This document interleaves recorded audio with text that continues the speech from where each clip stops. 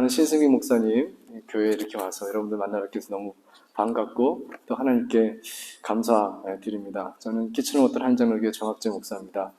수년 전에 저희 교회가 좀 어려웠을 때 그때 신승민 목사님께서 키치너워터로 한인장로교회 오셔서 계속 설교를 말씀을 전해주신 적이 있어요.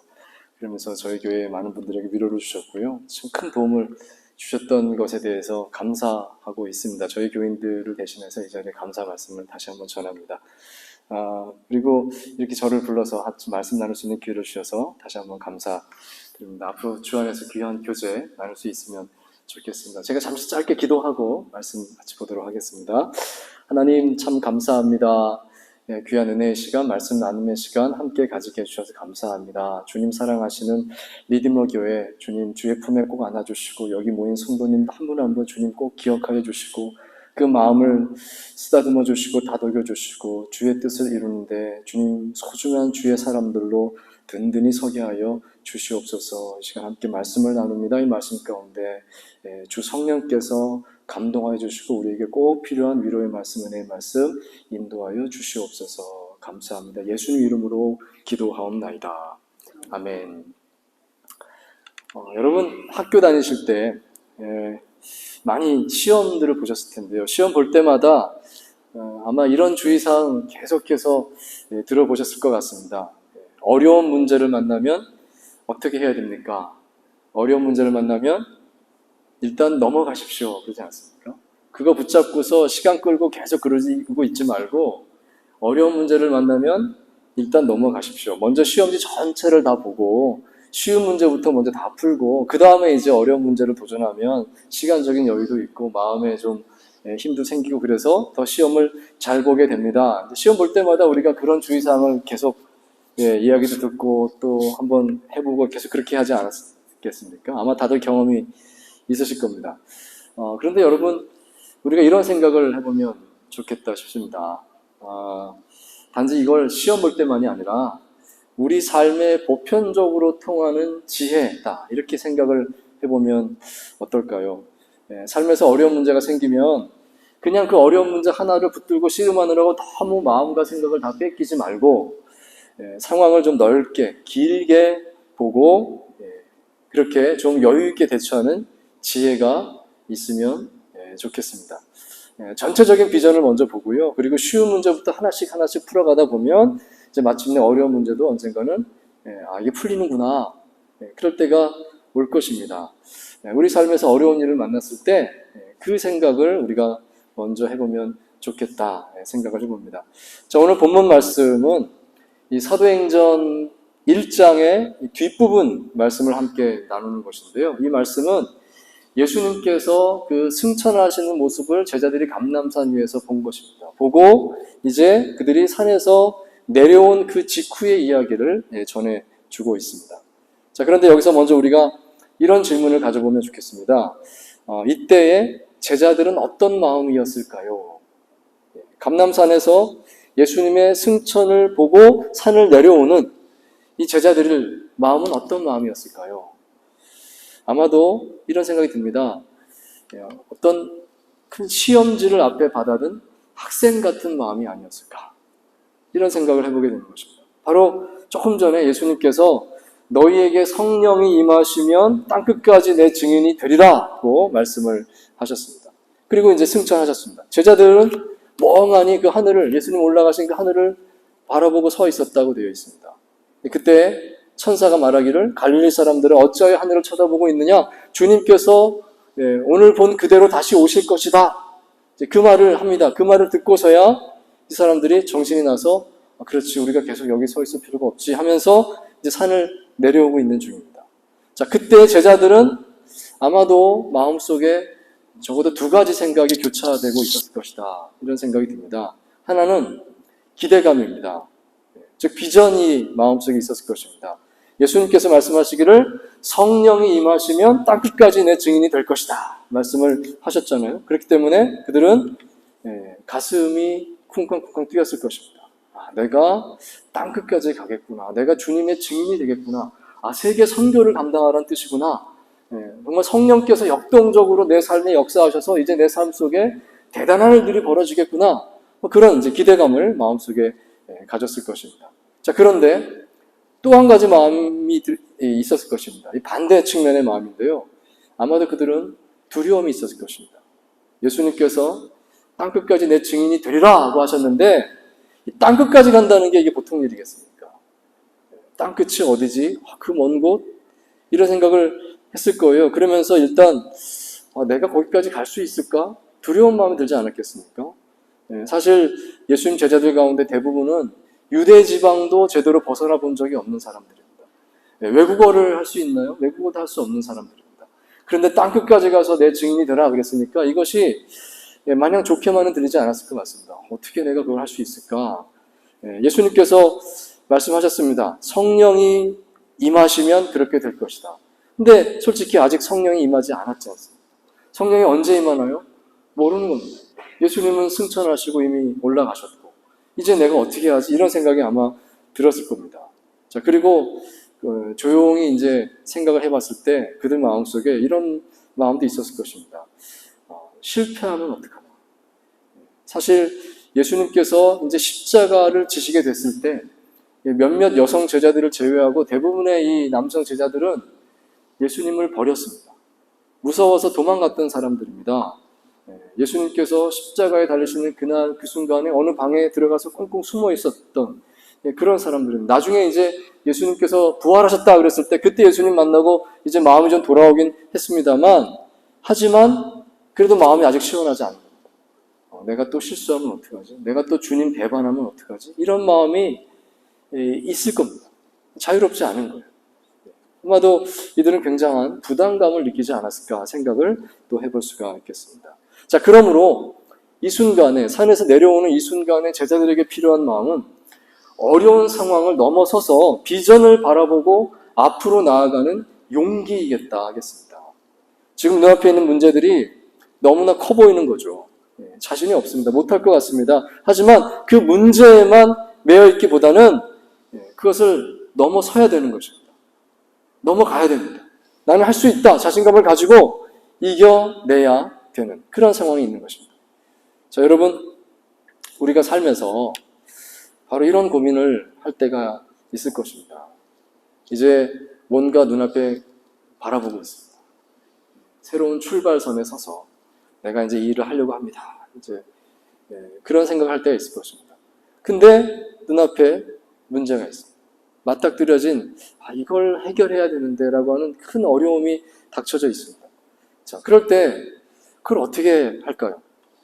오늘 본문 말씀 속에서 우리는 하나님께서 주시는 두 가지 이 마음의 그 생각을 우리 마음속에 한번 적용해 보면 좋겠습니다. 하나님께서 이때에 제자들에게 이렇게 주셨구나.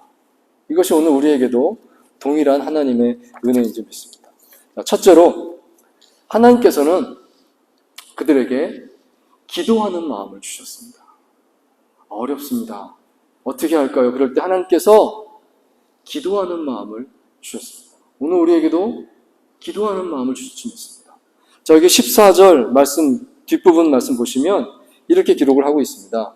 더불어 마음을 같이하여 오로지 기도에 힘쓰더라. 더불어 마음을 같이하여 오로지 기도에 힘쓰더라. 그들이 그렇게 했다는 것입니다. 예수님께서 먼저 제자들에게 말씀을 하셨습니다. 너희들은 예루살렘을 떠나지 말고 기도해라. 성령님께서 임하시기를 기다려라. 기도해라 라고 말씀을 하셨습니다. 그래서 그들은 정말로 열심히 모여서 기도를 했다는 것입니다.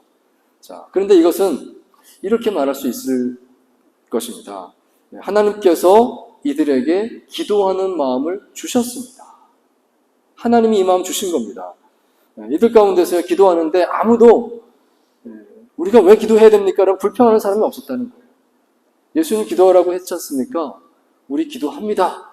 모두가 다 같이 기도를 열정적으로 했습니다. 본문에 보시면 이들은 더불어 마음을 같이 했다라고 되어 있습니다. 다 같이 한 마음으로 기도했다는 겁니다. 성령을 바라보는 마음, 예수님께서 기다리라고 하는 그 기다리는 것을 기다리는 마음, 하나님께서 이루고자 하시는 그 땅끝까지 가라는 그 증인이 되는 그것에 대해서 이들은 한 마음으로 기도를 하고 있었습니다. 그리고 오로지 기도에 힘쓰니라 되어 있죠. 오로지 힘쓰니라. 이것은 기도에 집중했다는 것입니다. 다른 거 다 잊어버리고요. 기도에 집중하는 시간을 가졌습니다. 그렇게 기도를 했다는 것입니다. 즉 하나님께서 이 모든 성도들에게 이렇게 기도하는 마음을 주신 것입니다. 이들이 어떤 의지를 가지고 어떤 자기 능력을 가지고 이렇게 했다기보다는 하나님께서 이런 마음을 지금 이 순간에 이 성도들에게, 제자들에게 주셨습니다. 자, 여러분, 오늘 우리가 하나님 앞에서 힘든 일을 만났을 때 하나님께서 주시는 이 첫 번째 마음이 기도하는 마음이다 하는 것을 기억할 수 있기를 원합니다. 하나님께서 우리에게 이 마음을 주십니다. 어쩌면 이렇게도 말할 수 있을 것입니다. 우리가 기도하는 마음을 배우게 하기 위해서 하나님께서는 우리에게 어려움의 과정을 겪게 하시는 것이다. 이렇게 볼 수도 있겠습니다. 제가 오래전에 이런 경험이 하나 있었습니다. 제가 같이 경험을 나누고 있습니다. 한국에서 제가 이제 부목사로, 부교육자로 섬기고 있을 때였는데요. 그때 제가 섬기던 교회가 좀 영적으로 좀 어려운 상황에 있었습니다. 담임 목사님이 좀 병이 좀 깊으셨어요. 그래서 설교를 제대로 하실 수가 없어서 목사님이 쉬고 계셨고, 교회에 이제 부목사님들이 몇 분 계셨는데 부목사님들이 돌아가면서 설교해야 되는 이제 그런 상황에 있었습니다. 그러면서 성도님들이 좀 영적으로 많이 갈급해 하셨어요. 굉장히 좀 메마른 것 같다, 건조한 것 같다, 이런 생각을 가지고 있는 그런 분위기였었습니다. 근데 어느 날 교회 안에서 사고가 났습니다. 유치부실에서 잘 놀고 있던 한 어린아이가 이 방 안에 있는 어떤 큰 가구가 이렇게 넘어진 거예요. 넘어지면서 그 가구 밑에 깔리게 되면서 얘가 이제 머리를 크게 다쳤습니다. 그래서 머리에서 피가 났는데 이 피가 이게 겉으로 난 게 아니라 이 속으로 어떻게 흘러서 폐 쪽으로 피가 고였다는 거예요. 이게 굉장히 위험하다고 하더라고요. 폐가 이제 이렇게 피가 고이기 시작하면 폐가 기능을 할 수 없기 때문에 이게 굉장히 위험한 상태가 된다고 합니다. 그래서 이제 그 아이는 계속 혼수 상태로 있고, 막 이제 뭐 응급실에 가고 막 이제 그런 상황인데요. 온 교회가 난리가 났었습니다. 다들 긴장했습니다. 그런데 이런 일이 벌어집니다. 누가 시킨 것도 아닌데, 모든 교인들이 교회로 막 달려와서 기도하기 시작을 하는 겁니다. 그냥 누가 뭐 모이자고 한 게 아니에요. 그냥 우리가 정말 기도가 부족했던 것 같아요. 기도가 부족하니까 이런 일이 생겼죠 하면서 교인들이 너도나도 교회로 다 달려오는 겁니다. 와서 막 기도를 하기 시작하는데요. 자발적으로 계속 기도회 모임을 만들어갑니다. 안수집사님들은 안수집사회 기도회하고, 권사님들은 권사회 기도회하고, 장로님들은 장로회 기도회를 하고, 이건 뭐 2, 3일에 한 번씩 계속 하는 거예요. 그 다음에 또 뭐 은퇴 권사님들은 뭐 매일 나와서, 은퇴자들이니까 매일 나와서 2-3시간씩 계속 기도를 하시고요. 또 그리고 교역자들도 각 교구별 기도회 해가지고 계속해서 교구별 기도회 모임을 며칠만 한 번씩 계속 기도를 하는 겁니다. 그러니까 하루에 뭐 기도회가 3-4번씩 올데이로 계속 교회 기도회가 있는 거예요. 누가 시킨 게 아니라 교인들이 자발적으로 그런 기도 모임을 계속 하는 겁니다. 아무도 뭐 기도가 지겹다, 우리가 왜 기도하지 이렇게 말하는 사람이 없었습니다. 그냥 막 기도에 불이 붙었다는 그런 표현이 딱 맞을 것 같은데요. 그렇게 막 열정적으로 기도를 했습니다. 그리고 이제 몇몇은 또 팀을 짜서 그 병원 중환자실 앞에 가서 거기서 복도에서 막 기도를 하고 그런 시간을 가졌습니다. 자, 그런데 그렇게 기도를 했는데 놀라운 일이 벌어졌습니다. 그 의사들도 가망이 없다고 했던 그 아이가 살아났습니다. 한쪽 폐는 다 죽었고 이제 나머지 한쪽 폐가 죽어가고 있습니다. 이거 다 죽으면 끝납니다. 그랬었거든요. 그런데 아이가 정상적으로 숨을 쉬기 시작한 겁니다. 기적이죠. 아무도 그것을 해석을 해내지 못했습니다. 기적이 일어났습니다. 의사도 그렇게 말을 했는데요. 아이가 살아났습니다. 완쾌됐습니다. 퇴원하게 되었습니다. 저는 그때 확실하게 알게 됐습니다. 그렇지, 교회가 마음을 합쳐서 기도하면 이런 일이 일어나는구나. 정말로 교회가 마음을 합쳐서 뜨겁게 기도하면 기도하면 되지요. 누가 몰라요? 기도하면 정말 하나님의 능력이 임하죠. 누가 몰라요? 그런데 안 해봤잖아요. 안 해봤잖아요. 근데 그때 교회가요, 온 교회가 그렇게 뜨겁게 모여서 정말 사력을 다해서 기도를 해보니까 놀라운 일이 벌어지더라고요. 기적을 경험했습니다. 그때 그 아이가 퇴원해서요, 예배 시간에 앞에 나와서 인사를 하는데 교인들이 박수를 치는데요. 얼마나 그 자기 아이처럼 기뻐하는지 정말 교회가 기도로 하나가 되었다는 것을 그 현장에 제가 있었습니다. 경험을 했습니다. 이런 생각이 들었습니다. 왜 우리가 이런 하나님의 능력이 있다, 이 기도의 능력이 있다는 것을 알면서 그동안 기도하지 못했을까? 교회가 그렇게 할 수 있다는 능력이 있다는 것을 우리가 알면서 왜 그것을 쓰지 못했을까? 더 열심히 기도해야 되겠다, 이런 생각을 했던 기억이 있습니다. 여러분, 하나님께서는 우리가 참으로 기도의 능력을 알게 되기를 원하십니다. 우리가 어려움에 처한다면 단지 그 어려운 상황만 볼 게 아니라 기도할 수 있어야 되겠습니다. 지금 기도할 때구나. 하나님께서 기도하는 마음을 주시는 줄 믿습니다. 오늘 본문 말씀 읽으면서 우리는 이런 질문을 가져볼 수 있을 것입니다. 왜 예수님께서 성령님을 주신다라고 말씀을 하셨는데 바로 주지 않으셨을까요? 너희들 조금만 기다려라. 기도하고 있어라. 그러면 성령께서 오실 거야. 예수님 이렇게 말씀하셨거든요. 성령을 주실 거면 그냥 바로 주시면 되지. 예수님 승천하실 때 성령님 바로 오시면 되지. 왜 기다려야 되나요? 왜 기도하는 시간을 가져야 될까요? 이런 것이 아니겠습니까? 그것은 기도하는 경험이 소중하기 때문에. 기도하는 시간을 좀 가져봐라. 간절히 뜨겁게 기도하고 그 다음에 응답받는 그 순서를 느껴봐라. 그게 너무나 소중하니까 그 느낌을 알으라고, 그 느낌을 깨달으라고, 그래서 그런 시간을 주신 것이 아닐까, 이런 생각을 해보게 되는 것입니다. 우리가 간절히 뜨겁게 기도하고 그리고 그걸 통해서 하나님의 능력이 우리에게 임하는구나 하는 것을 아는 것은 너무나 소중하다 하겠습니다. 여러분, 기도하시기 바랍니다. 어려움에 처할수록 지금 기도할 때구나. 하나님께서 그 마음 주시거든요. 그 마음 주실 때 그 마음에 순종하십시오. 내가 지금 기도하겠습니다. 기도하고 기다리겠습니다. 하나님께서 반드시 역사하실 줄 믿습니다. 자, 두 번째로 또 하나님께서는 제자들에게 이 과거의 매임을 풀고 미래를 준비하는 결단하는 시간을 가지게 인도해 주셨습니다. 우리가 힘들다고 느낄 때 하나님께서 주시는 마음이 바로 이 마음이라는 것입니다. 과거에 묶인 것을 내려놓고 이제 미래를 향해서 함께 나아가자. 이 마음 주십니다. 자, 여기 본문 말씀 15절에서 17절 말씀을 다시 한번 보겠는데요. 베드로가 기도하는 중에 잠시 일어나서 이렇게 말을 했다라고 적혀 있습니다. 제가 읽습니다. 그때 베드로가 그 형제들 가운데 일어서서 이르되, 형제들아, 성령이 다윗의 입을 통하여 예수 잡는 자들의 길잡이가 된 유다를 가리켜 미리 말씀하신 성경이 응하였으니 마땅하도다. 이 사람은 본래 우리 수 가운데 참여하여 이 직무의 한 부분을 맡았던 자라. 아멘. 자, 베드로가 이렇게 말을 했다는 겁니다. 누구에 대한 말을 했는가 하면 가룟 유다에 대한 말을 하기 시작을 하는 것입니다. 성도들이 열심히 지금 기도하고 있는 그런 분위기입니다. 그런데 기도 중간에 베드로가 일어나서 가룟 유다에 대한 말을 하는 것입니다. 여러분, 가룟 유다를 기억하십시오. 참 좀 어떻게 보면 좀 황당한 장면일지 모르겠습니다. 왜 갑자기 가룟 유다 얘기를 하지? 이런 생각이 들었을 것 같아요. 아시다시피 가룟 유다는 배신자거든요. 예수님의 제자 중에 한 사람이었지만 그는 예수님을 은 30에 팔아넘겼습니다. 예수님을 체포하는 그 자리에 군인들을 이끌고 온 그 역할을 가룟 유다가 했습니다. 결국 나중에 가서 이제 후회했지만 소용이 없었죠. 그는 마지막을 자살로 생을 마감한 그런 참 안타까운 사람입니다. 여기 사도행전 1장의 가룟 유다 얘기가 잠시 다시 소개되고 있는데요.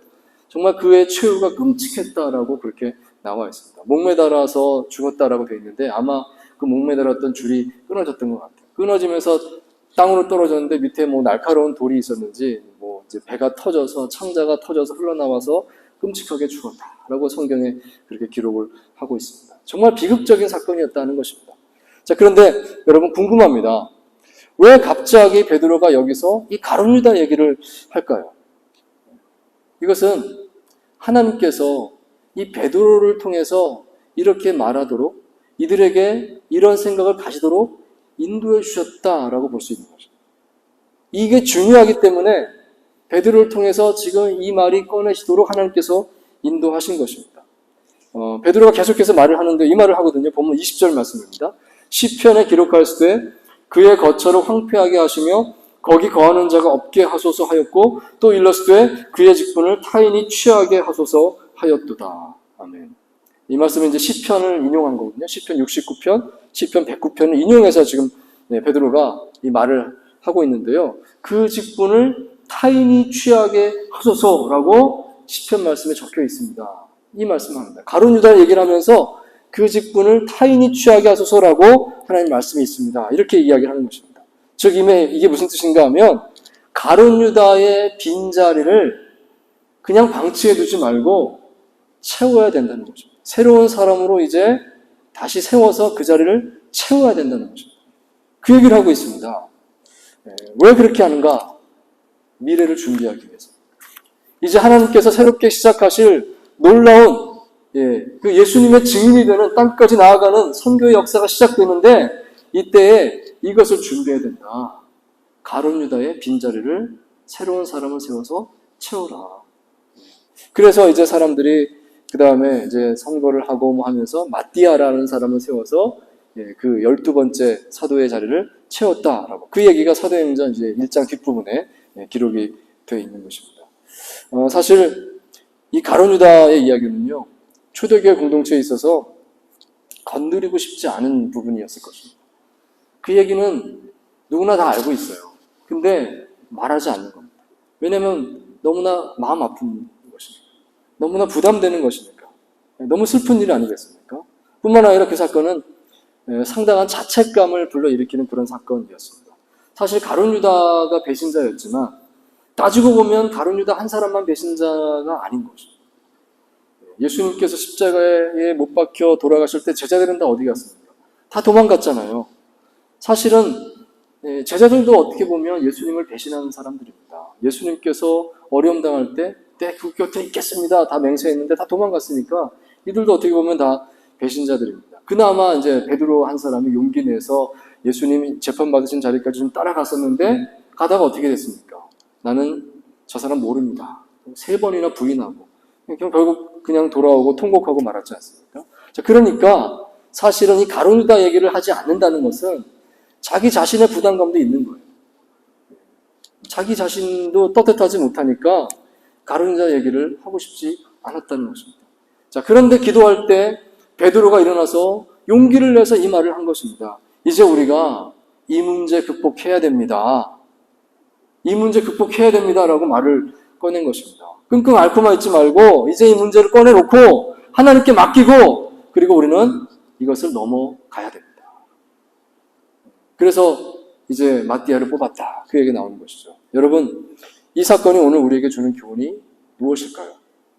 이렇게 말할 수 있을 것입니다. 나에게 있는 이 문제를 나 혼자서 계속 붙들고 고민만 하고 있을 것이 아니라 하나님께 맡기십시오. 그것입니다. 어려운 문제죠. 얘기하기도 힘든 거예요. 생각하기도 싫어요. 하지만 그냥 그렇게 계속 내버려 두시겠습니까? 그것을 직면하시고 하나님께 맡기십시오 하는 것입니다. 하나님께 맡긴다는 것이 무엇일까요? 그것은 하나님께서 이것을 붙들고 합력해서 선을 만들어 가실 것입니다. 그것을 믿는 믿음으로 그 하나님께서 주신 새로운 비전을 바라보고 앞으로 나아가는 것입니다. 여기에 매여 있지 않고 이것을 하나님께서 선으로 바꿔주실 겁니다라고 믿고 고백하고 나는 하나님 주신 비전을 바라보고 나아가겠습니다. 내 할 일 하겠습니다라고 한 걸음 떼는 것입니다. 그게 하나님께 맡기는 것이다 하겠습니다. 여러분, 오늘날 많은 분들이요, 어떤 좋지 않은 기억으로 인해서 신앙이 좀 정체되어 있는 그런 것을 보곤 합니다. 그런 경우가 참 많이 있는 것 같습니다. 오래전에 제가 이런 분을 만난 적이 있었습니다. 그분은 작은 교회를 다니다가 이제 갑자기 큰 교회로 이제 옮기신 분이셨는데요. 왜 교회를 옮기게 되었는가 하면 작은 교회에서 너무 지쳤다고 그분이 말씀하셨습니다. 그 작은 교회에서요, 이제 봉사를 열심히 하셨던 것 같습니다. 특별히 이분이 주방 쪽에 아마 음식 만드는 데 소질이 많으셨던 것 같아요. 주방 봉사를 열심히 하셨는데 그런데 어느 날 너무 힘들었다는 거죠. 이제 혼자서 계속 많이 감당하다 보니까 아마 돕는 사람이 별로 없었던 것 같습니다. 그러다가 어느 날 이제 크게 음식을 많이 준비해서 큰 통에다가 음식을 한가득 담아서 이제 그걸 옮기게 됐는데 옮기다가 그만 실수로 이거를 엎질렀습니다. 땅바닥에 음식이 다 쏟아졌어요. 그러고 나니까 그냥 이분이 너무 마음이 상해서 그 자리에 앉아서 엉엉 울었답니다. 울고 나서 교회로 옮겼대요. 그리고 나서는요, 오랫동안 아무 일도 하지 않으셨습니다. 교회로 옮긴 다음에 또 그 다음에 거기서 또 새로운 일을 찾아서 봉사한 게 아니라 그냥 아무것도 하지 않았다. 한동안 그랬습니다. 마음에 아픔이 있었다는 것이죠. 또 이렇게 말씀하시는 분도 제가 봤습니다. 자신은 한인교회는 다니기 싫다는 겁니다. 나는 한인교회는 다니기 싫어. 그렇게 말씀하시는 분이 있었어요. 한인교회 안 다니면 어떻게 해요? 그러면 그냥 어디 가서 예배만 드리면 되겠죠. 뭐 이렇게 이제 하는데 또 그것도 또 마음에 아쉬움이 있는 거예요. 그냥 꼬다는 보리자루처럼 앉아만 있다 나오는 것 같고. 근데 그래도 한인교회는 가기 싫어. 왜냐하면 한인교회 가면 마음이 불편하다는 겁니다. 너무 다툼이 많은 것 같고, 사람들이 날카로운 것 같고, 그게 싫다. 그래서 그냥 그 자리에 계속 머물러 계십니다. 그런 분도 봤습니다. 또 뭐 다른 여러 가지 이유로 하나님 앞에서 자기 신앙이 이렇게 멈춰져 있는데 그냥 멈춰진 채로 있는 거예요. 그런 분들 얘기를 또 이런저런 이유로 그렇게 하고 있다. 그런 얘기를 또 많이 들었습니다. 자, 하지만 여러분, 제가 이 말씀을 나누고 싶습니다. 우리가 이 생각을 꼭 하면 좋겠습니다. 언제까지나 그렇게 있을 수는 없지 않겠습니까? 조금 힘든 시간이 있을 수 있어요. 하나님도 이해하실 겁니다. 하지만 언제까지나 계속 그렇게 있을 수는 없지 않겠습니까? 한 번은 그걸 이겨내야죠. 하나님께서 그걸 이겨낼 수 있는 힘을 반드시 주실 줄 믿습니다. 제가 언젠가 어떤 성도님 댁에 이제 방문해서 이런 경험이 있었습니다. 그때 이제 한 성경 공부반을 이제 마치고 이제 그 마지막 종강 이제 뭐 축하 모임 해가지고 이제 그 집에 모였던 이제 그런 때였는데요. 그 집에 모여서 이제 같이 이제 티타임을 가졌습니다. 티를 마시면서 담소를 나누면서 수고했다고 성경 공부 고생했다고 하면서 이제 서로 위로하는 이제 그런 시간이었는데 티를 준비를 하다가 문득 그 집에 진열장을 보게 됐습니다. 거실에 예쁜 진열장이 있더라고요. 근데 그 진열장 안에 그 예쁜 찻잔 세트가 이렇게 쫙 전시되어 있는 걸 봤습니다. 보면서 제가 왜 그렇게 물어봤는지요. 대뜸 이렇게 물어봤습니다. 집사님, 이 잔은 언제 쓰실 건가요? 물어봤어요. 그랬더니 그 집사님 말씀이 그거는 전시용인데요. 그러시더라고요. 참 너무 예쁜 잔인데요. 예쁘니까 전시용이죠. 그랬는데 제가 용기를 내서 이렇게 말씀드렸습니다. 그런데 오늘 이 잔으로 우리 같이 티를 마시면 어떨까요? 말씀드렸어요. 왜냐하면 찻잔이니까요. 못 마실 게 없어요. 이 잔은 언제 쓰실 건가요? 오늘이 그 쓰는 날 아닐까요? 오늘 같이 한번 티를 마시면 어떨까요? 그래서 좋다고. 그래서 다 이제 그걸 꺼내서 그 찻잔을 닦아서 같이 차를 마시는데 예쁜 찻잔에 마시면 여러분 더 기분이 좋잖아요. 너무 즐거운 이제 티타임을 가졌습니다. 다들 너무 행복해했습니다. 이런 생각이 들었습니다. 정말 그런 것 같아요. 우리가 진짜 좋은 거는 나중에라는 생각을 좀 하면서 사는 것 같습니다. 예쁜 거는 전시용이고 이걸 쓰는 날은 나중에. 진짜 좋은 날이 오면 나중에. 근데 그 나중에가 언제죠? 그날이 오지 않는 거예요. 지금은 힘들어요. 어려워요. 근데 이거 다 지나가면 나중에. 그때 되면 내가 잘하겠습니다. 그때 되면 내가 하나님 앞에서 이렇게도 하겠습니다. 뭐 이런 좋은 생각하는 거 있잖아요. 근데 그 좋은 생각은 언제나 나중에. 근데 생각해 봅니다. 그 나중에는 어쩌면 영원히 오지 않을지도 모릅니다. 왜 내가 그거를 나중에 하면서 살고 있을까? 그리스도를 본받아라고 하는 책이 있습니다. 제가 굉장히 좋아하는 책 가운데 하나인데요. 그 책 중에 이런 내용이 있어요. 정말 하나님께 큰 은혜를 받고 그래서 정말 그 은혜에 보답하기 위해서 그러면 내가 이것을 하리라 라고 하는 생각하는 게 있지 않습니까? 그것을 오늘 하십시오. 그런 말이 있습니다. 저는 그 말이 참 마음에 와 닿았습니다. 언젠가 내가 큰 은혜 받으면 정말 하나님 앞에서 하나님께서 이렇게 다 해주시면 그때 가면 내가 이렇게 하겠습니다라고 생각하는 그 언젠가가 왜 오늘이 되면 안 됩니까? 그 생각을 해보면 좋겠습니다. 계속해서 어떤 것에 우리가 걸려 있다면, 어떤 문제에 내가 막혀 있다면, 정말 신앙에 정체되어 있는, 그래서 하나님 이 다음에는 좀 잘 될 거예요 라고 하는 그런 기다림의 시간 속에 있다면 어쩌면 그것이 나의 핑계인지도 모릅니다. 그냥 계속 기다리겠습니다. 계속 정체되어 있겠습니다. 왜냐하면 정체되어 있는 게 좋으니까요. 라고 자기 자신에게 속이고 있는 것은 아닌지 한번 또 우리가 생각을 해볼 수 있으면 좋겠습니다. 여러분, 내 삶이, 내 신앙이 하나님 앞에서 이렇게 정체되어 있지 않도록 우리가 주의하면 좋겠습니다. 참으로 내가 어떤 것에 묶여 있다면 그 묶임을 풀었으면 좋겠습니다. 그리고 미래를 향해서 앞으로 나아가기 원합니다. 물론 어렵죠. 어렵지만 그 어려운 문제에 묶여 있으면 아무것도 되지 않아요. 어려운 문제는 주님께 맡기고 나아가야 됩니다. 그래야 비전을 보고 나아가고 다른 문제들을 풀다 보면 이 어려운 문제도 풀리는 것입니다. 그것을 주님 앞에서 생각해 볼 수 있길 원합니다. 주님께 과감히 맡길 수 있길 원합니다. 그리고 그것을 위해서 기도하십시오. 참으로 주님께서 여러분과 함께 하실 줄 믿습니다. 이 시간 잠시 한번 같이 기도하는 시간 갖도록 하겠습니다.